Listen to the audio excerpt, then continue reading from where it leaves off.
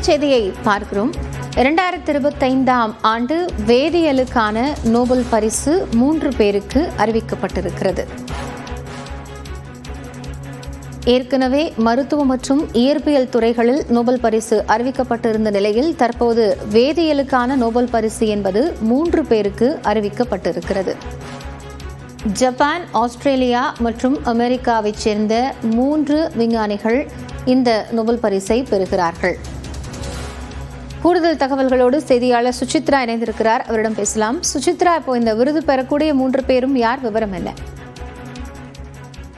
வேதியியல் துறைக்கான 2025ஆம் ஆண்டிற்கான நோபல் பரிசு தற்பொழுது 3 பேருக்கு வழங்கப்படுவதாக ராயல் ஸ்வீடிஷ் அகாடமி அதிகாரப்பூர்வ அறிவிப்பை வெளியிட்டுள்ளது. உலோக கரிமங்களுடைய கட்டுப்பாட்டு மேம்பாடுகளுடைய தொடர்பான அந்த ஒரு படிப்புகளுக்காக அந்த ஒரு கண்டுபிடிப்புகளுக்காக இந்த ஒரு நோபல் பரிசு என்பது 3 பேருக்கு வழங்கப்படுவதாக அறிவிக்கப்பட்டுள்ளது. அதில் சுசுமா கிடவாகா, ரிச்சர்ட் ராப்சன் மற்றும் ஓமர் யாகி ஆகிய 3 அறிவியலாளர்களுக்கு இந்த நோபல் பரிசு என்பது 2025ஆம் ஆண்டிற்கான நோபல் பரிசு வேதியியல் துறையில் வழங்கப்படும் என்ற அறிவிப்பை அதிகாரப்பூர்வமாக தற்பொழுது ராயல் ஸ்வீடிஷ் அகாடமி என்பது அறிவித்துள்ளது.